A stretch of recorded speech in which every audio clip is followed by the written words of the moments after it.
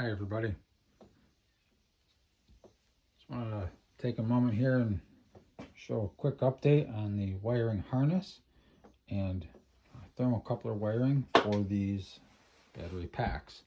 So what we have here is our resistors and our positive connected on our positive. We have our negative connected on our negative, and kind of follow this pattern here all the way through the whole battery pack. Now, as you'll notice, there is a little black piece of metal here that kind of goes across, dips down, so on and so forth.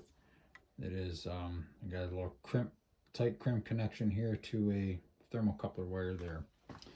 What I did was I took some 20 thousandths thick banding material and I bent it into this profile here with these little tabs that actually stick down inside of and in between the two battery cells. As you can see right there, there's a little gap between each cell of the 4-cell pack here that makes up one cell of 160 kilowatt hours. So these tabs here actually come down inside of the cell a little bit, and you might be able to see one of them here. Kind of tough to see them, but there's they're in there, and the intention is that if there's a catastrophic failure with this cell, that thermally it will transfer through the metal to the thermocoupler wire. Now, I do understand there's going to be a little bit of a delay in that transfer of heat through that piece of banding material. However, I was unable to come up with a better solution for what I have here. And I actually tested one of these with I put just a heat gun at one end of this, and I had a short piece of thermocoupler wire crimped in, and I measured heat gun was putting out 200 degrees Fahrenheit, and it took about a minute and a half, maybe 2 minutes, to actually start to see a decent rise in temperature here of several degrees. So my hope is that if I ever do have a catastrophic failure on the farthest outer cells, one, they will get very, very hot. I believe it's 200 plus centigrade.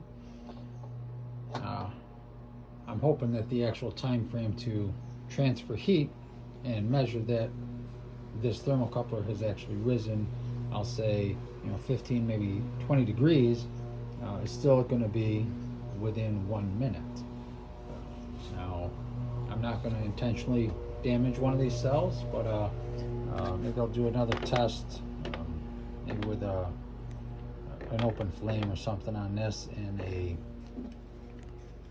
thermal gun to measure the temperature and see what we come up with. As of right now, this is the wiring harness, some spiral wrap kind of grouping everything together, and this is going to be one whole battery pack, and I will duplicate this for the other side for the 2 battery packs per rack.